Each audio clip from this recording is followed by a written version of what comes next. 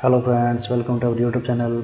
चलिए हम बात कर लेते हैं जो ग्रुप डी का पेपर हुआ था 19 सितंबर को, उसके सभी शिफ्ट के मैथ के क्वेश्चन का एनालिसिस कर लेते हैं।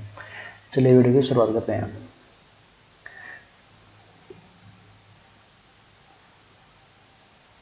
फर्स्ट क्वेश्चन है दोस्तों, a square minus 4a plus 1 equal to 0 दे रखा है। तो a square plus 1 by a square की वैल्यू हमें निकालनी है। इसमें क्या दे रखा है दोस्तों, इक्वेशन टाइप हमें दे रखे हैं और a square plus 1 by a square में पूछ रहा है। यदि हमें ए प्लस 1 बाई ए की वैल्यू पता चल जाए तो हम इसको स्क्वायर में भी निकाल सकते हैं। तो इस इक्वेशन के हिसाब से हम क्या करेंगे, इसको ए से डिवाइड कर देंगे। ए को ए से डिवाइड करेंगे तो क्या होगा, ए माइनस इस माइनस जो आएगा यानी कि 4 ए को डिवाइड करेंगे, ए से ए कट जाएगा, 4 आएगा, माइनस आएगा तो माइनस को मुँह धो लेंगे, 4 आ जाएगा यहाँ पर प्लस में। अब आ जाएगा प्लस की बारी है, प्लस का ए, इसके 1 बाई ए करेंगे यानी कि 1 बाई ए आ जाएगी। आगे ना हमारे पास ए प्लस 1 बाई ए की वैल्यू हमारे पास कितनी आएगी, 4। A square plus 1 by a square की वैल्यू हमें निकालनी है।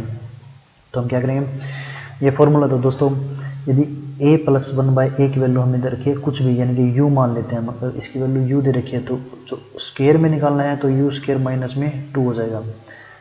तो ये बस सिंपल है, हो गया। हम इसको भी पुट कर देते हैं, 4 स्क्वायर यानी कि 4 का स्क्वायर आ जाएगा 16, 16 माइनस में 2 यानी कि 14, 14 हमारा क्या हो जाएगा आंसर। चलिए नेक्स्ट क्वेश्चन देख लेते हैं। x plus 1 by x equal to 8 दे रखा है। तो x cube plus 1 by x cube यानी कि क्यूब में वैल्यू पूछ रहा है। तो क्यूब के लिए फार्मूला है, सिंपल सा फार्मूला दोस्तों, u cube minus 3u sorry.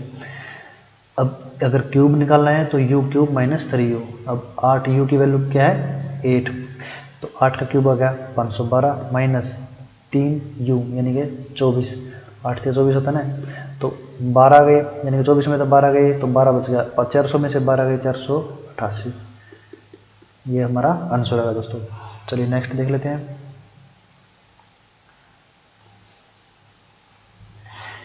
किसी त्रिभुज की 3 भुजाएं दे रखी हैं, 5, 7 और 8। तीनों भुजाएं अलग अलग हैं तो हमारी क्या हो जाएगी, विषमबाहु त्रिभुज है, सेंटीमीटर में दे रखे हैं। त्रिभुज का क्षेत्रफल हमें निकालना है। तो इसमें हम क्या लगाएंगे, हीरोन्स फार्मूला। हीरोन्स फार्मूला इसके लिए क्या हमें चाहिए, एस यानी कि अर्ध परिमाप चाहिए। एस के लिए हम क्या निकालेंगे, तीनों भुजाओं का जोड़ करेंगे, 5 प्लस 7 12 प्लस 8 20 बटे में 2 यानी कि 10 हमारी वैल्यू आ गई।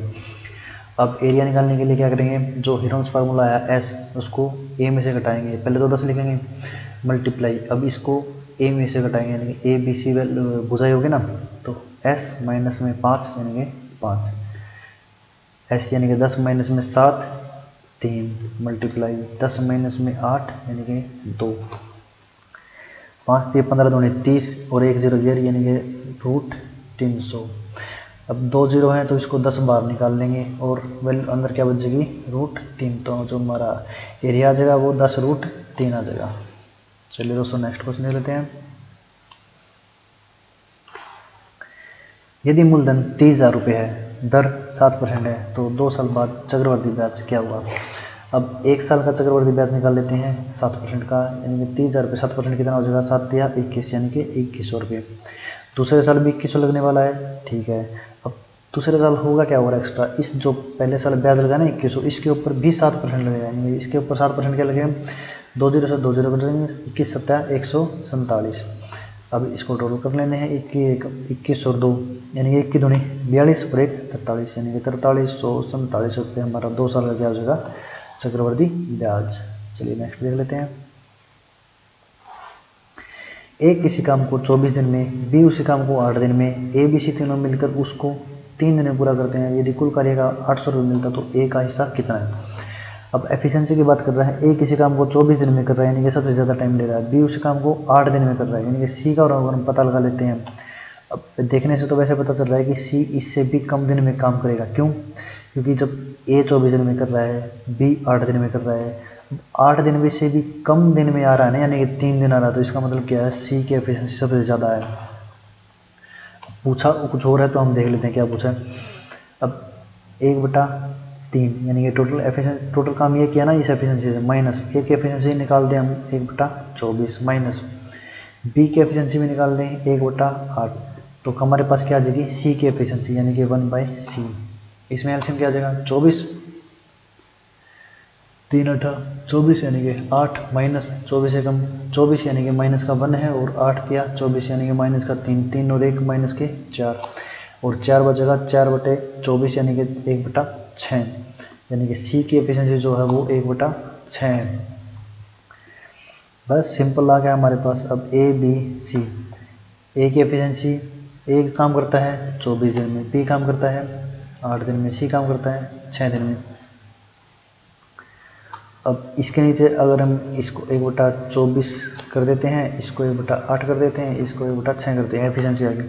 अब इनका एलसीएम लेते हैं 24 यानी कि ये आ जाएगा 1, 8 के 24 ये 3 और ये 6 चौका 24।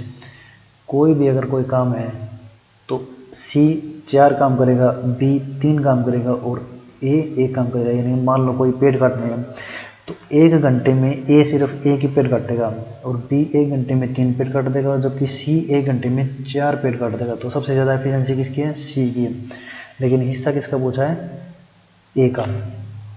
बस सिंपल हम देख लेते हैं 4 और 3 7 और 1 8 यानी कि 800 बटे में 8 मल्टीप्लाई में ए का हिस्सा कितना है 1 यानी कि 100 रुपये जो है वो ए का हिस्सा दोस्तों।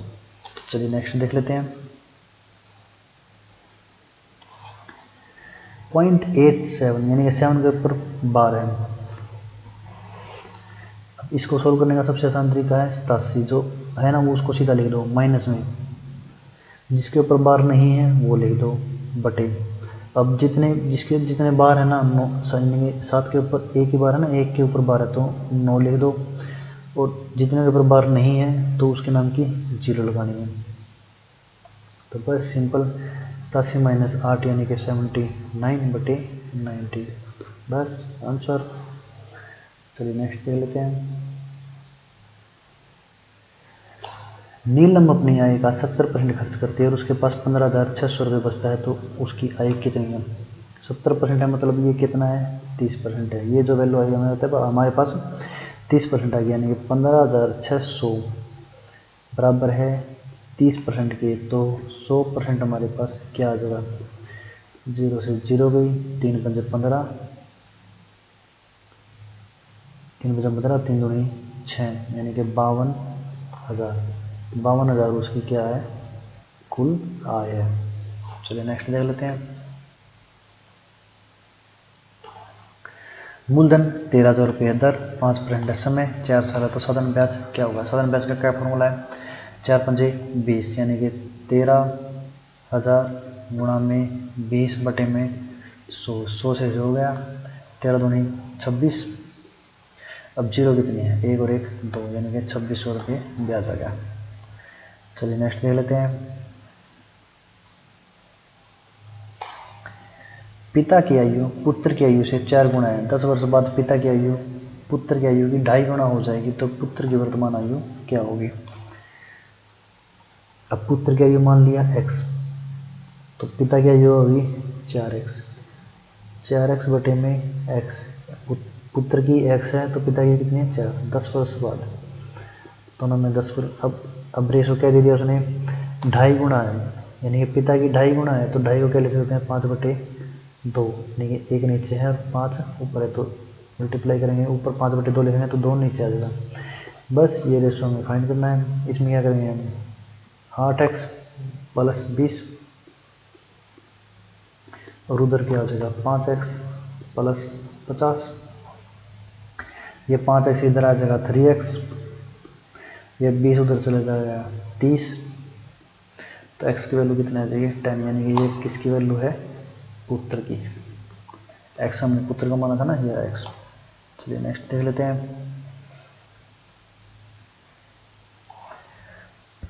दो वर्गों के क्षेत्रफल का अनुपात 2:3 है तो इनके परिमापों का अनुपात क्या होगा। यानी कि कोई भी स्क्वायर है ए स्क्वायर अनुपात में बी स्क्वायर। अब हमें निकालना क्या है 4a अनुपात 4b यानी कि 4 भुजा होती है ना। अब a है ये भी a है ये भी a है ये भी a है, ये 4 a है वैसे ही 4b, 4 से 4 कट गए यानी कि हमें क्या चाहिए a b तो इनका बस रूट कर दो। यानी कि ए रूट अनुपात में बी, ये हमारा क्या आ जाएगा फार्मूला, यानी कि 2 रूट अनुपात में √3, ये हमारा क्या होगा परिमाप का रेशो आ गया।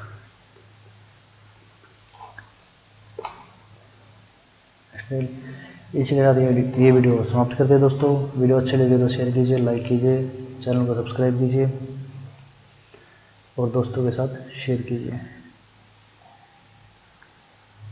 थैंक यू दोस्तों।